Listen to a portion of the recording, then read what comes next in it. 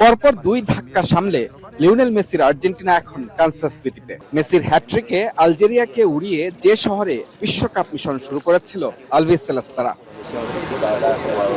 মঙ্গলবার আটলান্টায় মিশরের বিপক্ষে অবিশ্বাস্য কামব্যাক শেষে রাতেই কানসাস সিটিতে ফিরে আসে লিওনেল স্কালোনির দল। সারাদিনের বিশ্রাম শেষে বুধবার সন্ধ্যায় অনুশীলনের নামে বিশ্ব চ্যাম্পিয়নরা। রিকভারি সেশনে অনেকটা ফুরফুরে মেজাজেই ছিলেন মেসি সহ মিশর ম্যাচ খেলা দলের ফুটবলাররা। তবে কঠোর অনুশীলনে ব্যস্ত ছিলেন বেঞ্চে থাকা ফুটবলাররা। সামনের কঠিন পথ পাড়ি দিতে সর্বোচ্চ প্রস্তুতি নিশ্চিত করেছেন কোচ স্কালোনি।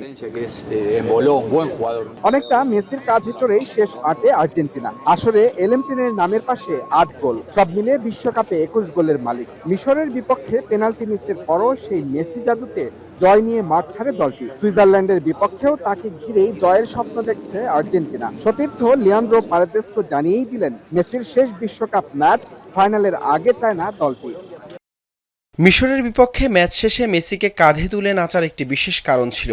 আমরা তাকে বোঝাতে চেয়েছি সবকিছুর পরও শেষ পর্যন্ত তোমার সাথে আছি। মেসি দলে থাকা আমাদের প্রেরণার উৎস। আমরা মেসির জন্যই খেলি। বিশ্বকাপটা তার জন্য দ্রুত শেষ হয়ে যাক, সেটা আমরা চাই না। কানসাসে ফিরে কিছুটা স্বস্তিতে আছে আর্জেন্টিনা।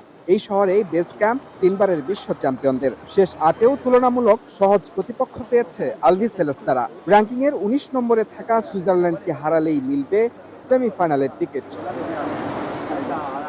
ডালাস, মায়ামি, আটলান্টার পর এই কানসাস সিটিও এখন আর্জেন্টাইন সমর্থকদের দখলে।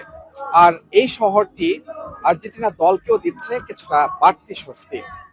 ক্লোজডোর অনুশীলন করলেও এটা পরিষ্কার, সুইজারল্যান্ডের বিপক্ষে ম্যাচের একাদশে খুব বেশি পরিবর্তন আনতে যাচ্ছেন না লিওনেল স্কালোনি।